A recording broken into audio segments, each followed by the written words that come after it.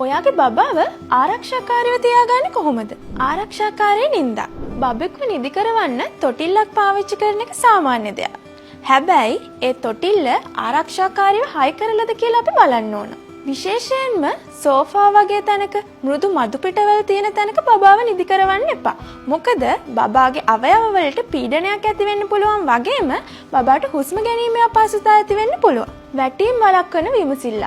අනිත් කාරණය තමයි සෝෆා එක මේසයක වගේ උස තැනක බබාව තනියෙන් තියලා යන්න එපා. මොකද බබා වැටෙන්න තියෙන ඉඩකඩ බොහොම වැඩි. විෂවීම් වළක්වන පරිසරයක්. පබ්බලු, කාසි වගේ පොඩි පොඩි දේවල් බබාට අහු නොවන තැනක තියෙන එක වඩාත් සුදුසුයි. තව දෙයක් තමයි පිරිසිදු කරන නිෂ්පාදන, මදුරු කොයිල් වගේ විෂද්‍රව්‍ය බබාට අහු නොවන විදිහට ආරක්ෂාකාරී තැනක තියෙන එක. පිළිසීම් ගැන අවධානය. රස්න කෑම බීම වර්ග, රස්න කේතල්, භාජන වගේ දේවල් තියෙන තැන්වල බබාව තියන්න එපා.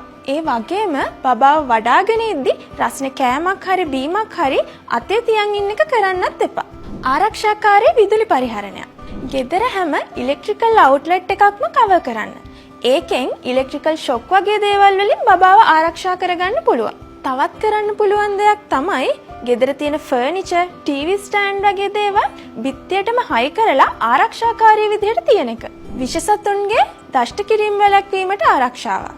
මදුරුව දෂ්ට කරන එක වළක්ව ගන්න මදුරු දැල් පාවිච්චි කරන්න පුළුවන්. මොකද ලංකාව කියන්නේ ඩෙන්ගු අවදානම වැඩිම රටක්. අනිත් දේ තමයි ගෙදර සුරතල් සතුන් ඉන්නවා නම් ඒ සතුන්ට රේබීස් එන්නත දීලා ආරක්ෂාකාරී පිළිවෙතක් අනුගමනය කරන එක වැදගත්. වෛද්‍ය ප්‍රතිකාර. අපි දැන් මේ කතා කරපු දේවල් ඕනම වෙලාවක ඔයාගේ බබාට වෙන්න පුළුවන්. එහෙම වුණොත් වෛද්‍ය ප්‍රතිකාර වලට යොමු වීම ඉතාම වැදගත්. ශ්‍රී ලංකාවේ සුවසැරිය ගිලන් රථ සේවාව සතියේ පැය 24 පුරාම ලබා ගන්න පුළුවන්. ඉතින් හදිසි අවශ්‍යතාවයකදී 19 යනුවට කෝල් කරන්න පරක්කු වෙන්න එපා. ඉතින් මේ ටිප්ස් ටික ප්‍රයෝජනවත් කියලා හිතනවා නම් මේ වීඩියෝ එක ලයික් කරලා ෂෙයා කරන්න වගේම තවත් දෙමව්පියෙක් ටැග් කරන්නත් අමතක කරන්න එපා.